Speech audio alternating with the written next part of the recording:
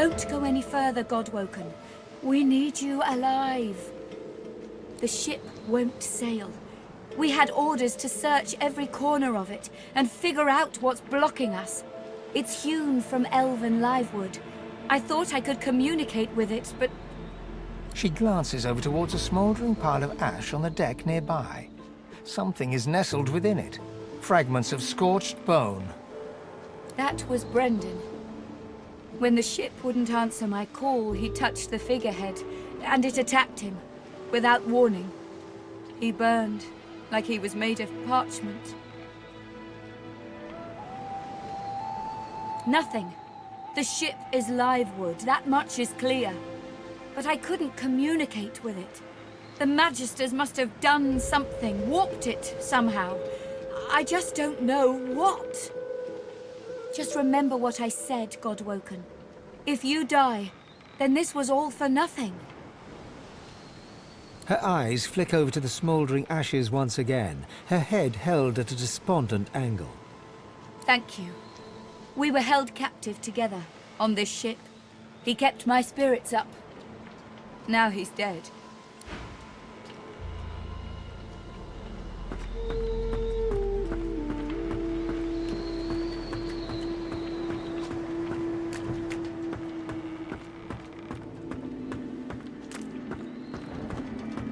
Spare me, Gareth. We got what we came for. This is what success looks like. I won't see them tossed overboard. Not here. We'll hold a proper service. What's-his-face and so-and-so would want us to get this ship sailing before all else. They died for those Godwoken, after all. You know their names, Malady. Can't you even pay them that much respect? Gareth inhales sharply, then catches you out of the corner of his eye and smiles, barely.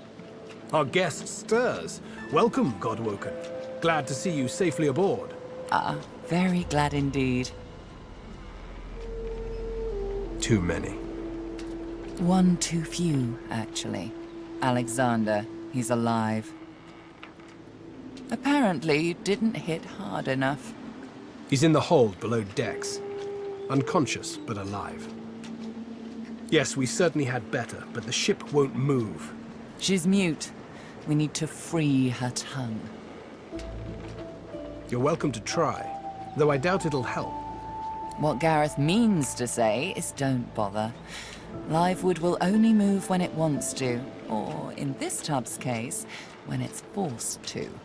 That's right. The ship's made of an elven ancestor tree, the spirit of which is still trapped in every plank. What we need is a way to control the bloody thing. The Seekers, the survivors of us, have been combing the ship from bow to rudder. It hasn't been easy. This place is laced with dark magic. These Seekers have such a limited skill set. We lost a man in the search. Malady might not appreciate that, but I do. And I hope you do too. I'm sure the Godwoken will be able to get the ship moving. They kind of like to feel useful, don't they? Hopefully, you'll never have to find out.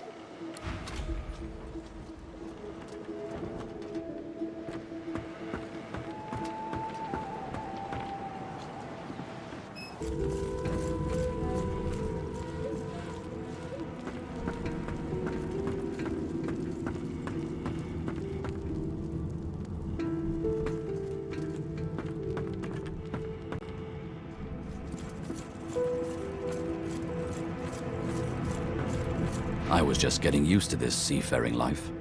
You know, we could... From the look in your eye, I gather it's time to grab my things and get back to work. Ready.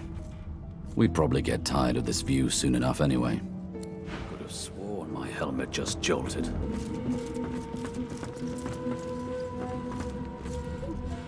Whatever I'm looking for, I'm not finding it. How you doing? You creatures with your legs and arms and your opposable thumbs. You always want to steer the ship. You need to trust the ship. It knows what it's doing. It dances to the tune. It goes... la la la la la la la... or something like that. It's Pretty catchy, but I can't remember how it goes. Good thing Dallis had that book, eh? Oh, she opened it and looked at the marks on the inside. How the hell else? All right. Go to the nose bit of the ship, open the book, look at the markings inside it, sing the song. That's it. Get it right and the ship will dance to your tune.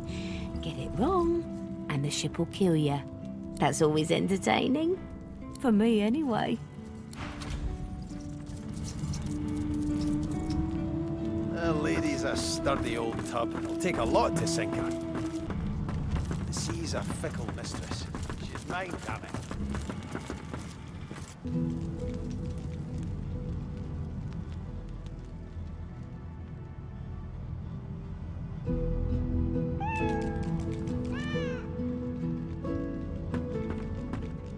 The door seems like any door, at least at first. Then you notice its unblemished wood. There is no knot, no scratch, no dent to detract from its apparent perfection. The wood groans and creaks. For a moment, you swear a face appears in the wood. A face tortured and tormented, a six-sided shape carved upon its forehead. The face vanishes. The door remains closed. It seems you need more than a password to open it. If the price is right.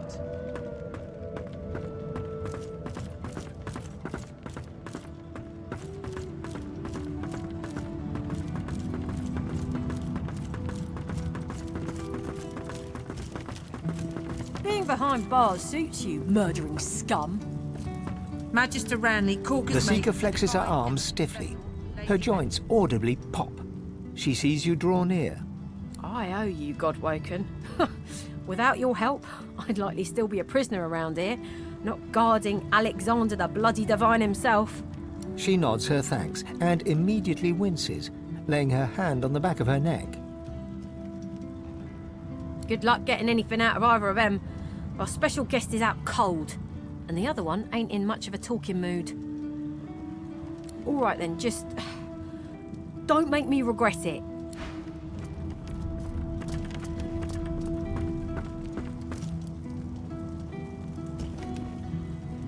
Hope you find something useful.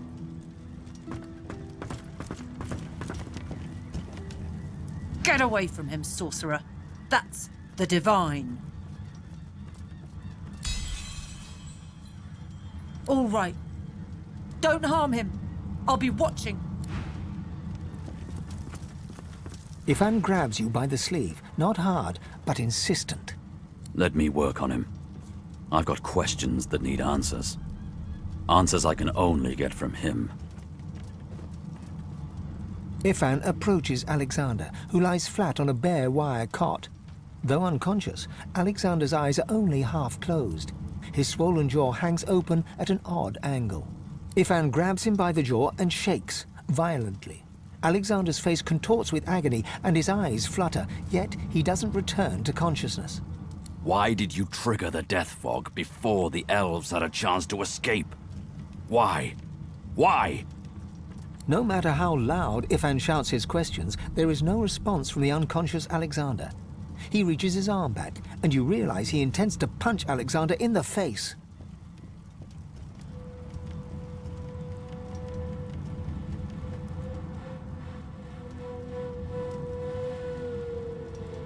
Ivan's fist connects with Alexander's cheekbone, and you hear the stomach-curdling crack of bone. Blood streams from Alexander's nose, yet he stirs not at all. Without a word, Ifan strides away. You'd be swinging from the end of a rope, not locked up in here. Bishop Alexander lies supine on a bare wire cot. Though unconscious, his eyes are only half closed. His swollen jaw hangs open at an odd angle. Bruises swell beneath his eyes, and a shallow gash zigzags from his right ear down to his beardless cheek. Unconscious, he looks more boy than bishop. Someone has wiped the bishop's hands clean and folded them neatly over his abdomen. They rise and fall in shallow, jagged swells. A beautiful six-sided gem rests on the bishop's chest, hung round his neck by an ordinary oiled rope. The gem sits heavily in your pouch.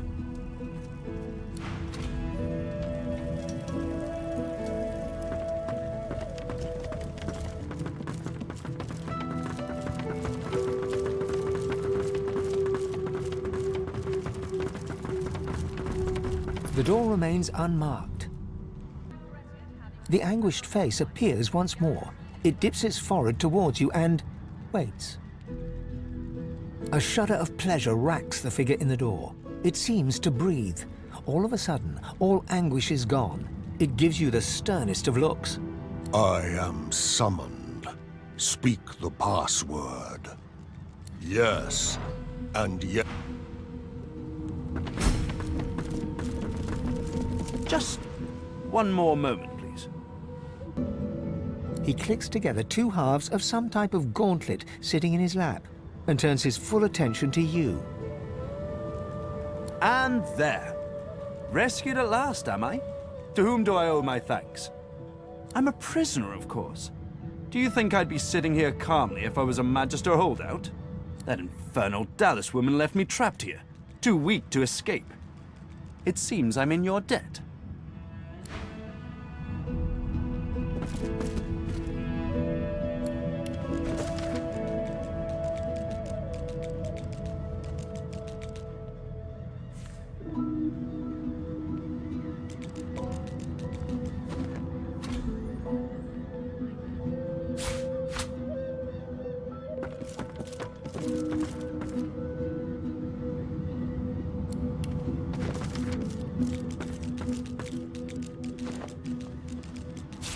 What script is this? Whatever it is, it appears to be written in verse.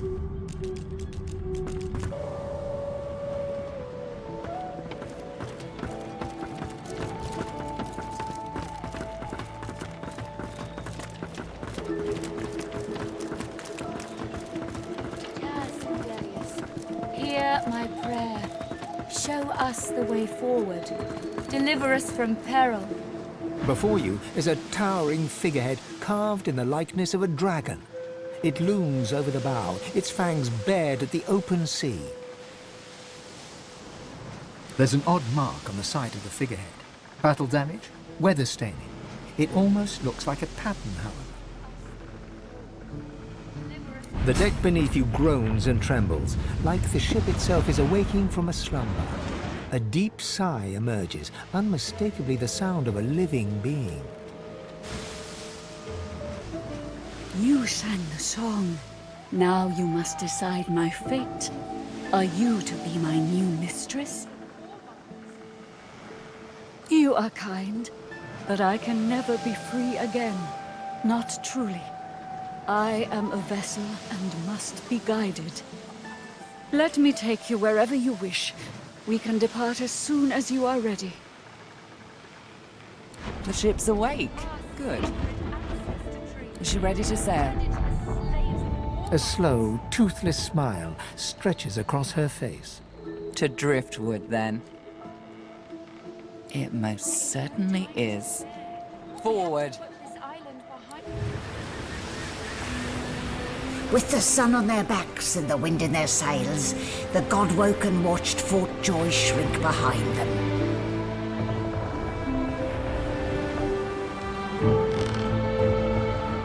But their capture of the Lady Vengeance had not gone unnoticed.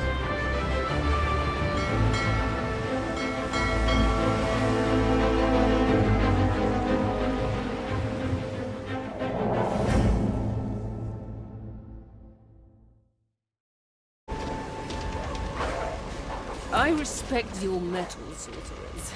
You steal my ship, kill my bishop and ally with demons, but you have no idea what you're really dealing with. We are ready, mistress. Yes, but are they? I swear, mistress. I swear they'll perform admirably. Very well. Show me. Goodbye, sorcerers. This is my ship. I won't see it taken from under my feet. You, act!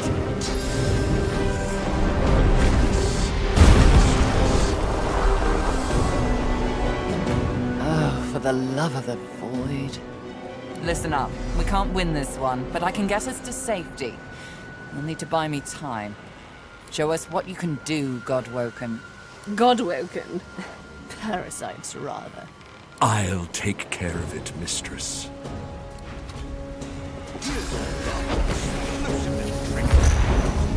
Let's see how it suits you. Damn, I'm good.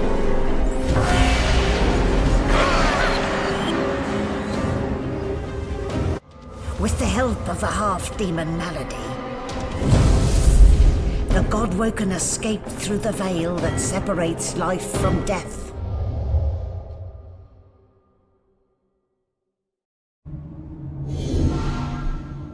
The air here has a familiar smell, like the place you grew up. Old memories begin to well within you, but the sweet sour smell of decay suddenly punctures them. A faint creaking sounds in the distance. Is that a tree? What's hanging from it?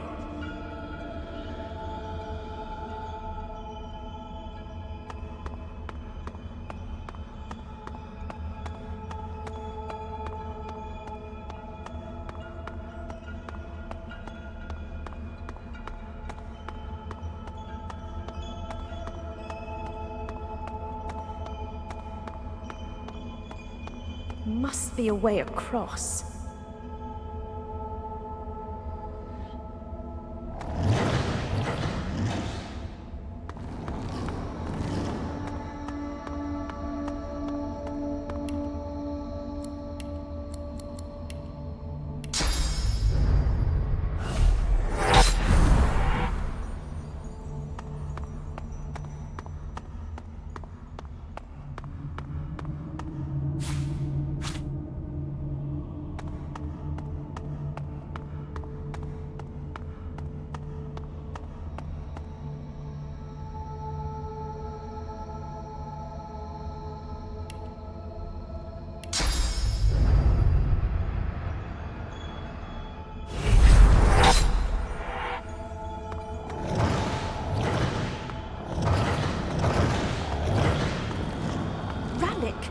Gods! Are they dead? How can this be? Amadia hangs before you, her face cut and bruised, her chest barely moving. You think you see a tear run down her cheek. You lean in. That's no tear. It's sauce. The shimmering liquid is seeping from her wounds and dripping to the ground below her.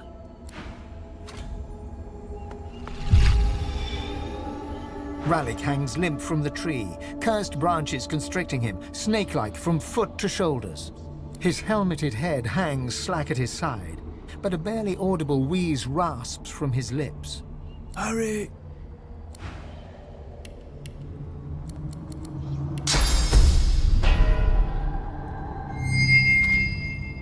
As the cursed branches slither away from Ralik, he raises his head. Green eyes glint with sudden fire from behind his helmet. Are we the first? The others, do they hang still upon the tree? He strains at the ethereal ropes that bind him, resisting their grip. You must make haste! I am bound, but not defeated. Not yet. This is not the work of fate.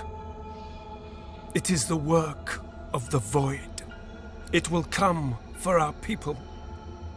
It will destroy us all. You are my chosen. Now you must become the champion of our kind. The champion of humanity.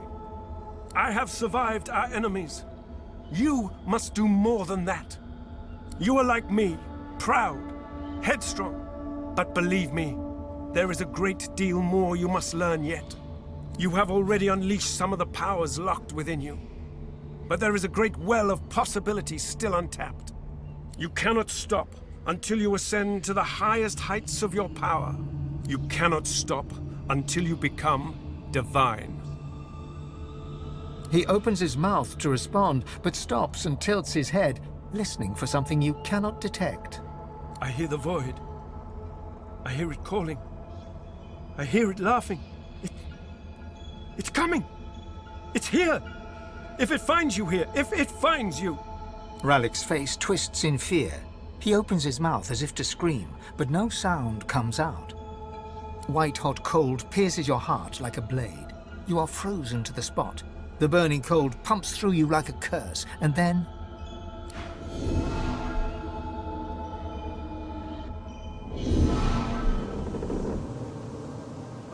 happened here? Where is everyone? The same troubled look is visible on each face. You've seen the gods beaten and defiled, strung up as a warning. The void has been pushed back before by the power of mortals. The gods couldn't handle it, but maybe we can. Gods, schmods. They aren't interested in me, and I'm not interested in them. It seems whatever's inside me is more powerful than any of them anyway. Or at least more cunning. What can yet be blessed, can yet be restored. One way or another, divinity will survive. Through all of you, and all of me.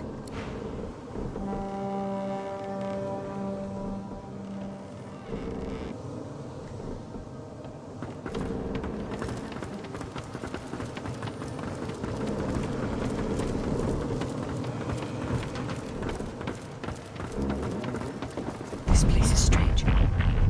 I cannot bear you away from here. You must find other means so that we can leave. The one who brought us here.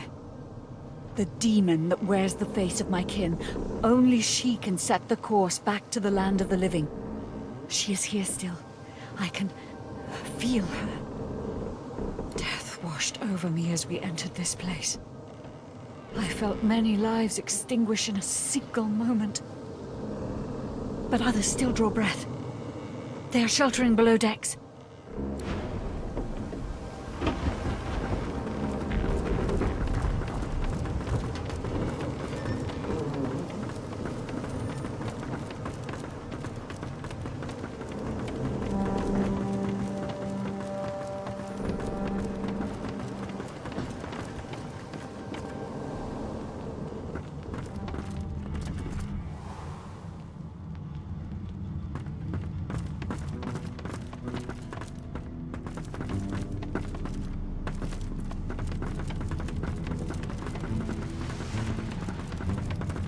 Where have you been? I can't keep this up much longer. We need to go. There's no time. I can't hold us here. Brace yourself. This might hurt. A lot.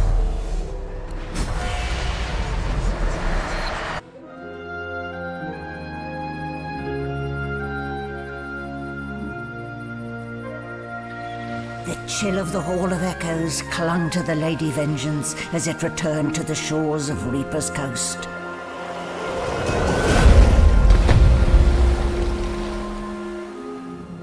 The Godwoken were alive, but what of the gods?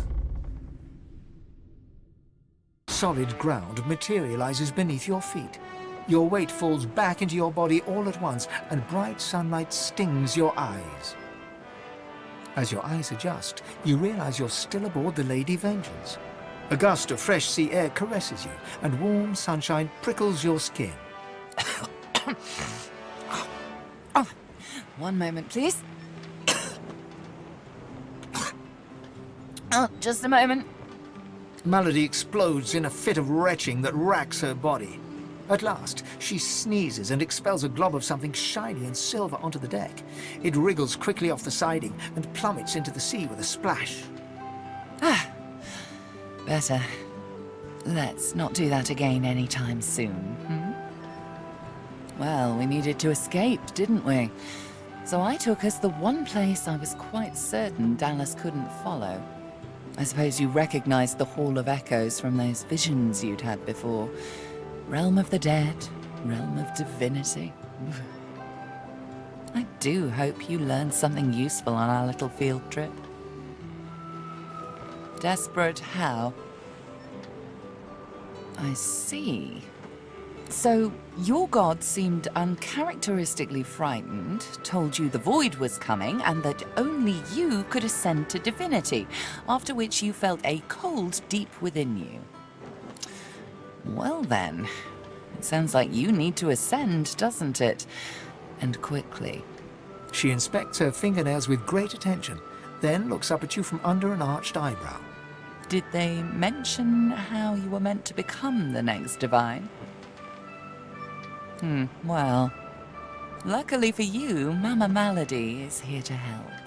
We already know you can bless, but as far as I know, you can neither see source nor take it as you see fit.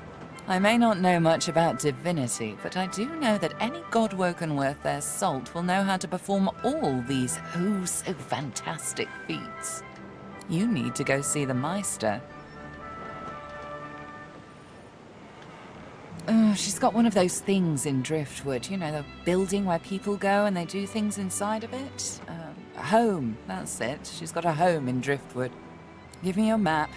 There you are. Tell her I sent you and she'll handle the rest. You're at the beginning of a long journey, Godwoken. Long, but exceedingly interesting. Now, I must be going, and so must you.